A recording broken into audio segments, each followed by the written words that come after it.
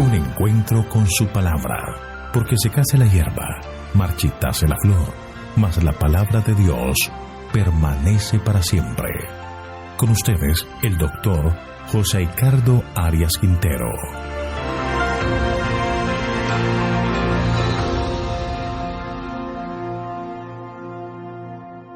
Hoy vamos a estudiar Mateo capítulo 19, versículos 1 al 12.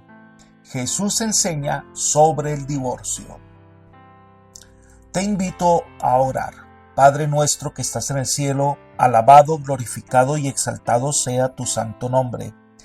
Te pedimos en este momento, Señor, que nos acompañes con tu Espíritu para que al abrir tu palabra el mensaje pueda llegar a nuestro corazón y podamos tener entendimiento y podamos de esta manera aplicar estas verdades a nuestra vida.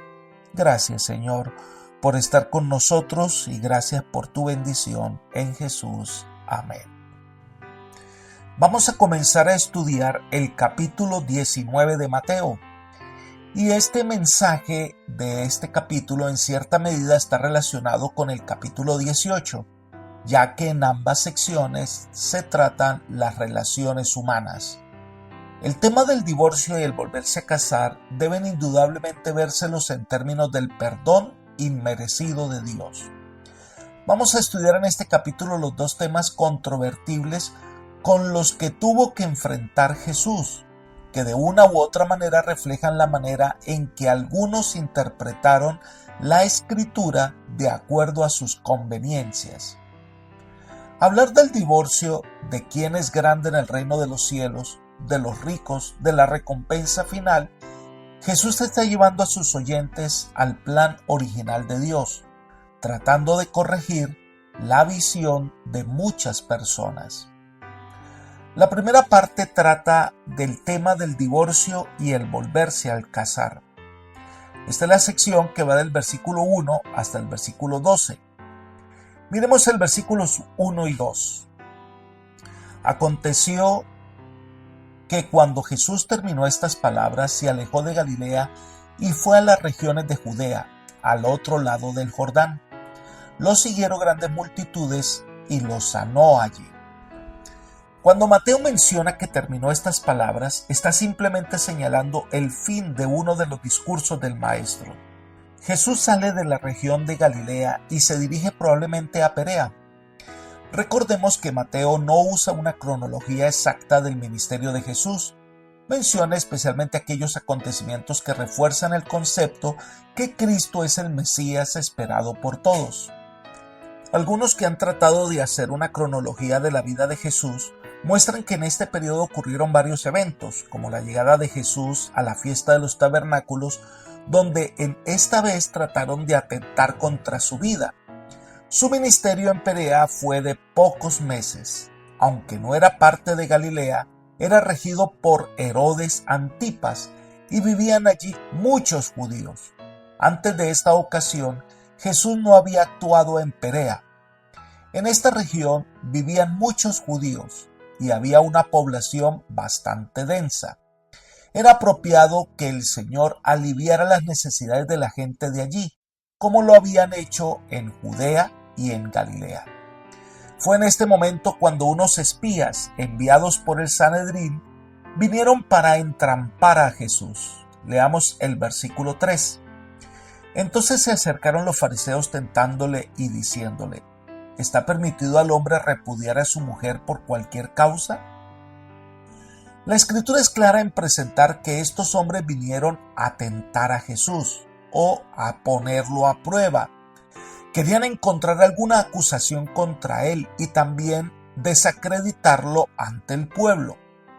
Aquí estaban buscando que Jesús hablara de una cuestión que era un problema de ardiente discusión en su tiempo, como lo es en el nuestro. El tema del divorcio y de volverse a casar siempre ha sido un tema de conflictos. El divorcio era algo sobre lo que no había unanimidad entre los judíos y los fariseos le hicieron aquella pregunta con la intención de involucrarle en una controversia y poder desacreditar su ministerio. La legislación judía daba importancia al matrimonio. El hogar era sagrado en el pensamiento judío. Casarse era considerado un deber sagrado y quedarse sin casarse ni tener hijos era desobedecer la orden de Dios, de llevar fruto y multiplicarse. Pero al matrimonio no se entraba a la ligera ni descuidadamente. Era todo un proceso porque se consideraba que duraba toda la vida. Pero lamentablemente se mezclaron algunas ideas.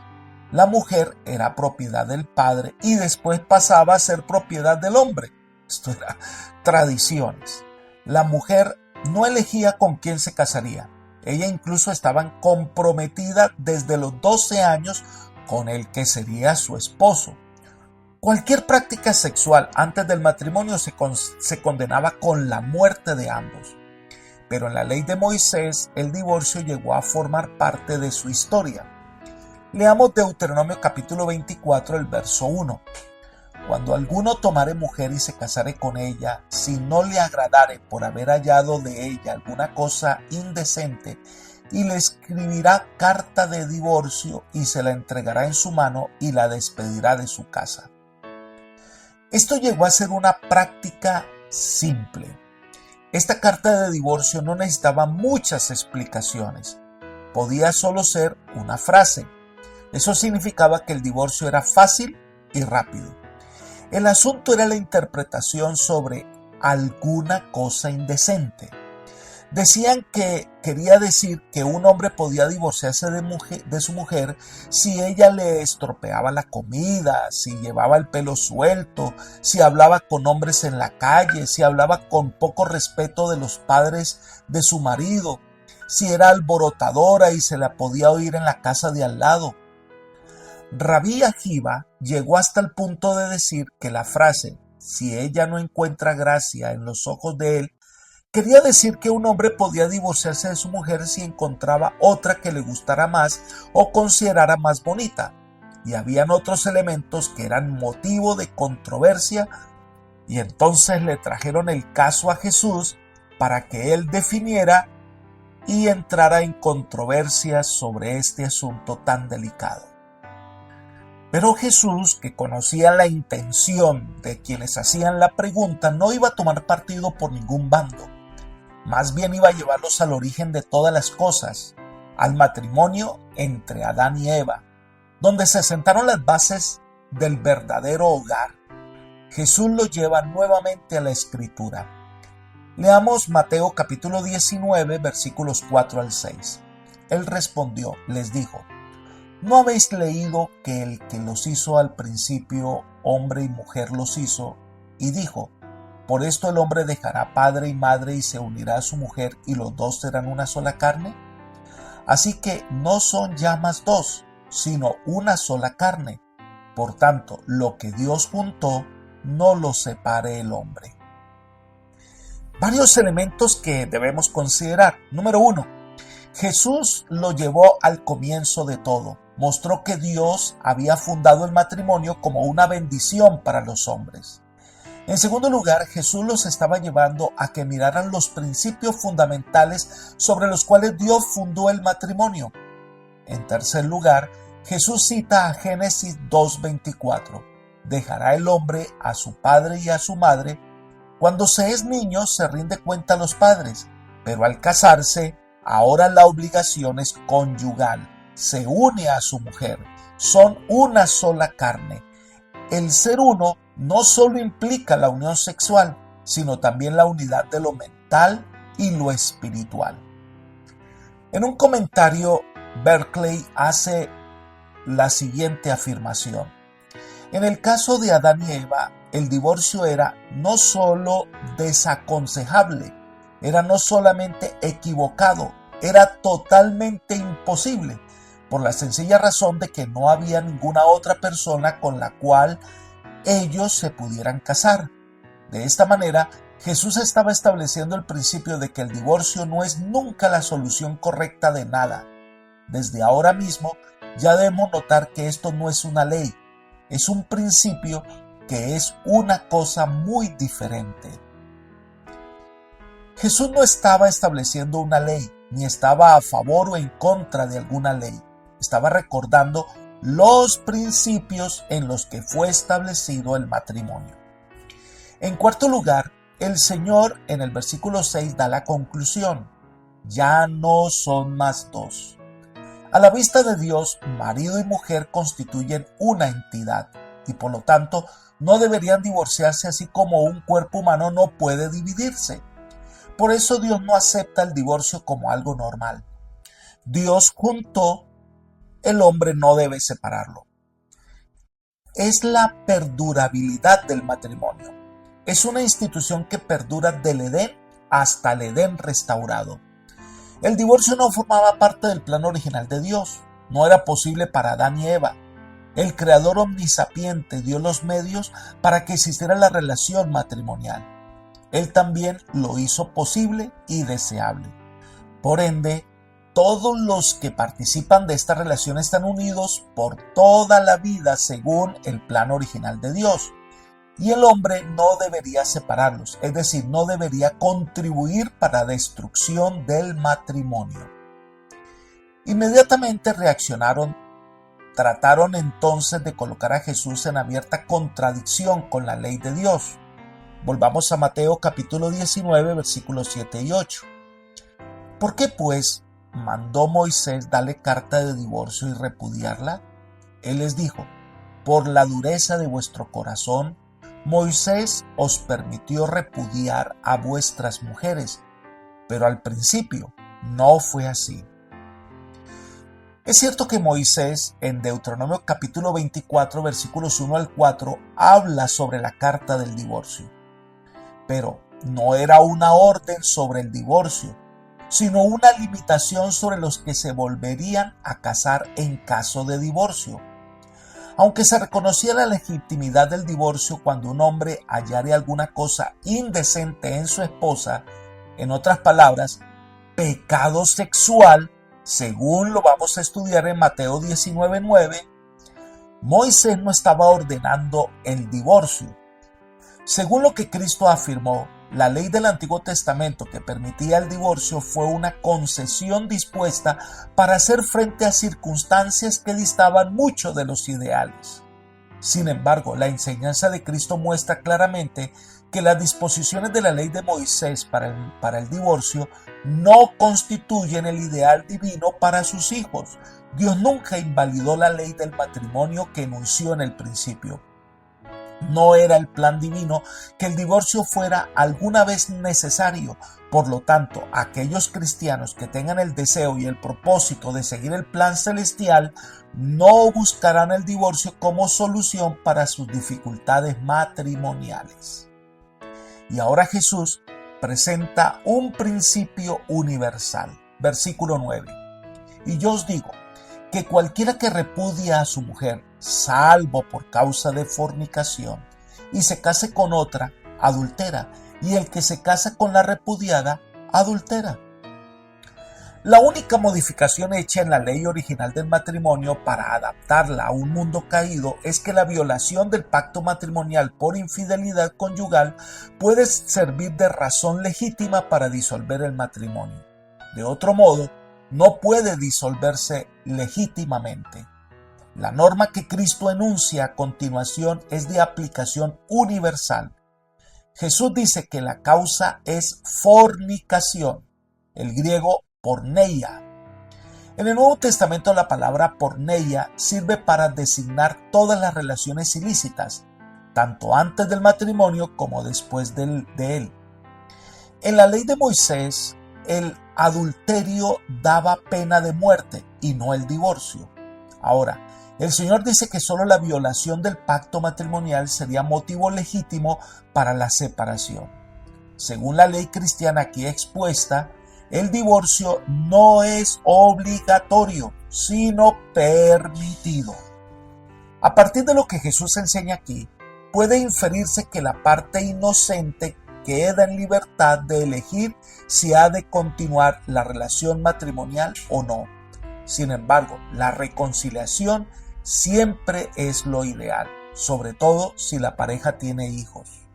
Se ha entendido que la parte inocente puede volverse a casar, y la que ha cometido la falta no, hasta que la parte inocente se case, adultere también o se muera. Por supuesto que si una pareja se separa por razones diferentes a la violación del pacto matrimonial, no puede volverse a casar, porque el matrimonio es estricto y perdurable. Dios junta y el hombre no debe destruirlo. Al parecer la conversación terminó aquí, y cuando Jesús estaba solo con sus discípulos, ellos le dijeron a Jesús, versículo 10 de Mateo 19, si así es la condición del hombre con su mujer, no conviene casarse. Los discípulos vieron que la norma del matrimonio era demasiado elevada. Sugerían con esto que, en vista de la naturaleza humana y las múltiples circunstancias que podrían llevar a la incompatibilidad matrimonial, quizás sería mejor no casarse nunca. Sin duda la norma que Jesús había presentado pareció a primera vista demasiado elevada aún para los discípulos, lo que también ocurre hoy. Entonces, como no se podían divorciar según las costumbres, entonces el matrimonio se tornaba más difícil. ¿Qué pasaría con parejas que son incompatibles?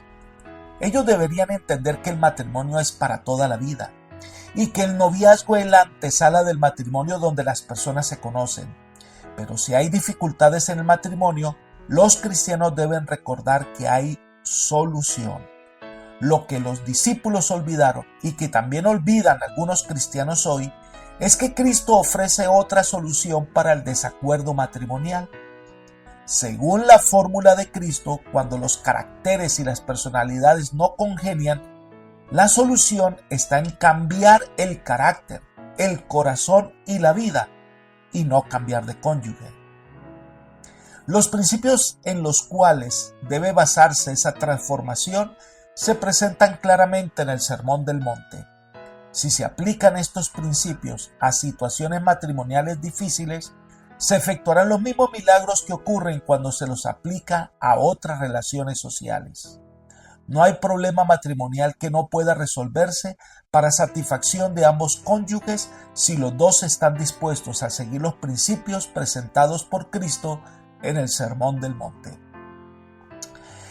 Sigamos con los versículos 11 y 12. Entonces se les dijo, no todos son capaces de recibir esto sino aquellos a quienes es dado. Hay eunucos que nacieron así del vientre de su madre, y hay eunucos que son hechos eunucos por los hombres, y hay eunucos que asimismo se hicieron eunucos por causa del reino de los cielos. El que sea capaz de recibir esto, que lo reciba. El comentario hecho por los discípulos revela su confusión y llevó a Cristo a presentar algunos detalles más. Cada persona debe tener la libertad de determinar si esto se aplica a su caso o no. Dios mismo había proclamado que no era bueno que el hombre estuviera solo. Pero Jesús indica aquí que bajo el dominio del pecado podían existir algunos casos o circunstancias que hicieran aconsejable que una persona no se casara. Y presenta el caso de personas que no pueden casarse por razones particulares. Número 1. Los eunucos. Hay de dos tipos, los que nacen con problemas en los que no podrían llevar un matrimonio normalmente porque no podrían tener hijos y entonces prefieren no casarse, y los eunucos que estaban al servicio de los gobernantes de las naciones. Estos eran castrados. En segundo lugar, Jesús menciona a otro grupo. Hay eunucos que asimismo se hicieron eunucos por causa del reino de los cielos. El que sea capaz de recibir esto, que lo reciba. Estos son los que por servir mejor al Señor deciden permanecer solteros. La relación matrimonial fue ordenada por Dios, pero algunos, con el fin de no verse impedidos para realizar ciertas tareas misioneras, deciden no casarse. Pero en ninguna manera el Señor está obligando al celibato, como tampoco da a entender que los líderes de la iglesia deben ser célibes, porque el mismo Pedro en su caso era casado. Y muchos comentadores han llegado a la conclusión que Pablo era viudo y decidió permanecer así para dedicar todo su tiempo y energía a la predicación del evangelio entre los gentiles. Dios nos ha dado regalos valiosos que por ningún motivo debemos desprestigiar ni desvalorizar. El hogar debe ser tratado con respeto y es sagrado. Pero el enemigo se encarga de desvirtuarlo, de ridiculizarlo, porque es la manera más efectiva de dañar al hombre. Nosotros hemos sido llamados como cristianos a resaltar el valor de la familia y del hogar, según el plan original de Dios. Apreciado amigo y hermano, Dios nos ha dado suficiente de su amor, de su bondad, para que nosotros llevemos hogares estables y para que llevemos a nuestros amigos, vecinos a resaltar el valor perdurable del matrimonio.